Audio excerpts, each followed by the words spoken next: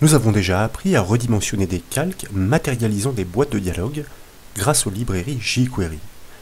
Toujours par esprit d'ergonomie, nous allons maintenant découvrir comment faire en sorte que ces boîtes de dialogue puissent être déplacées à la souris, comme avec un drag and drop. Sur l'exemple illustré à l'écran, une boîte de dialogue s'invite au beau milieu de la page web.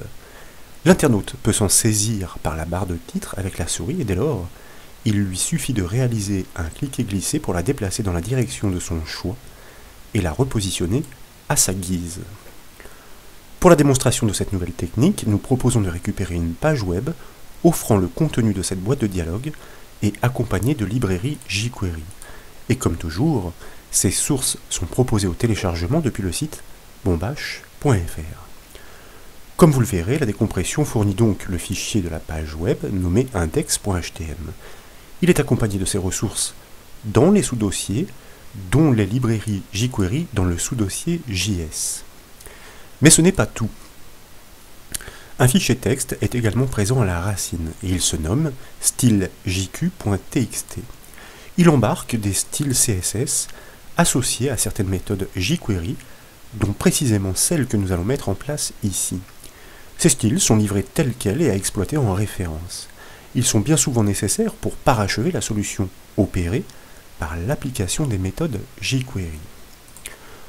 Pour poursuivre la découverte, je vous propose maintenant de double-cliquer sur ce fichier index.htm pour l'ouvrir dans le navigateur web par défaut. Et comme vous le constatez, le texte de la boîte de dialogue est bien présent, mais cette dernière n'est absolument pas matérialisée à ce stade. Ce texte s'affiche pour l'instant sous forme de paragraphe justifié dans le flux de la page web.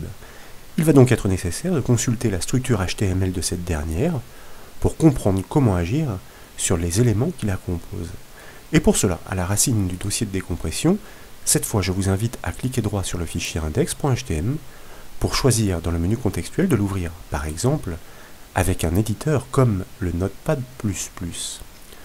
En en-tête du code HTML, dans la section Aide, nous trouvons bien les références aux feuilles de style premièrement et aux librairies jQuery ensuite. Le texte de la boîte de dialogue, celui-ci en l'occurrence, se situe plus bas dans le code HTML, dans un calque d'identifiants comme vous pouvez le voir, boîte. Ces identifiants sont prépondérants comme vous le savez, ce sont eux qui permettent de piloter les éléments HTML par le code JavaScript et jQuery.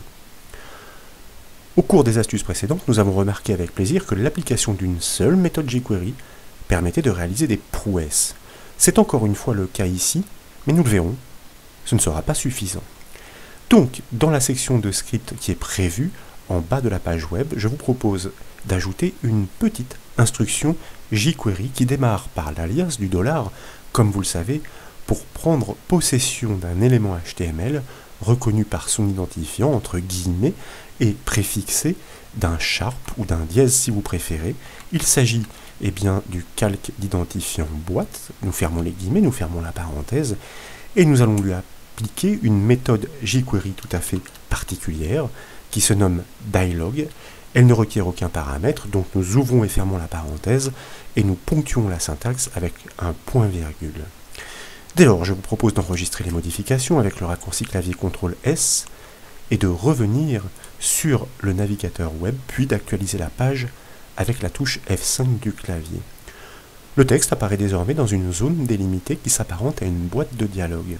Et pour preuve, si vous réalisez un cliquer-glisser depuis sa barre de titre, vous parvenez effectivement à le déplacer à votre guise. En revanche, sa mise en forme laisse pour l'instant à désirer.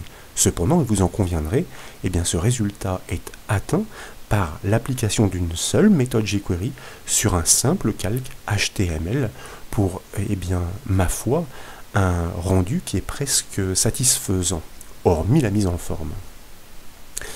Les librairies jQuery fonctionnent de pair avec des styles CSS que les méthodes déclenchent, notamment cette méthode dialog. Et ces styles sont fournis, il ne reste plus qu'à les intégrer dans l'une des feuilles de style déclarées en référence de la page HTML. Ces styles, nous les avons néanmoins allégés, mais sachez-le, nous aurions très bien pu les utiliser tels qu'ils sont fournis. L'idée était d'éliminer les références inutiles pour cette petite solution. Donc, de nouveau à la racine du dossier de décompression, cette fois je vous invite à double-cliquer sur le fichier styljq.txt, puis à réaliser le raccourci clavier CTRL-A pour sélectionner l'intégralité du code, à copier ce dernier avec le raccourci clavier CTRL-C, puis d'ouvrir par double-clic le sous-dossier, alors non pas, oui, si, bien sûr, CSS, nous allons chercher les feuilles de style, CSS, ensuite nous cliquons droit donc sur l'une des deux, la feuille de style, les styles CSS, nous l'avons constaté rapidement, elle est bien déclarée en référence dans l'entête de la page HTML. Là, dans le menu contextuel, nous l'avons ouvert comme précédemment avec un éditeur comme le Notepad++, et après le style boîte existant, et bien je vous propose de coller ces styles par le raccourci clavier CTRL-V. Et là, je vais me permettre de me rendre sur un style remarquable avec une petite recherche rapide, car au beau milieu de cette feuille, eh bien, vous trouvez désormais, et notamment, les styles de type UI Dialog. Ce sont eux qui sont déclenchés par la méthode jQuery Dialog et qui gèrent l'aspect, mais aussi le comportement du calque HTML impacté. Pour preuve, eh bien, je vous propose de basculer sur le navigateur web, cette fois de réactualiser le cache avec le raccourci clavier CTRL F5, puisque les feuilles de style sont souvent stockées, mémorisées dans le cache du navigateur qui n'est pas réactualisé, sauf par ce raccourci clavier CTRL F5. Et comme vous pouvez le constater, grâce à ces styles CSS associés, la boîte de dialogue a meilleure mine. Mais ce n'est pas tout, le calque donc peut toujours être déplacé par cliquer et glisser depuis sa barre de titre, comme vous pouvez le voir, mais il peut aussi être redimensionné, aussi bien en largeur qu'en hauteur, en agissant sur les bords des arêtes. Ces styles CSS associés ont donc bien un rôle sur le comportement des éléments HTML ciblés par ces méthodes jQuery. Voilà donc pour cette nouvelle démonstration JavaScript, CSS, jQuery. J'espère qu'elle vous a plu.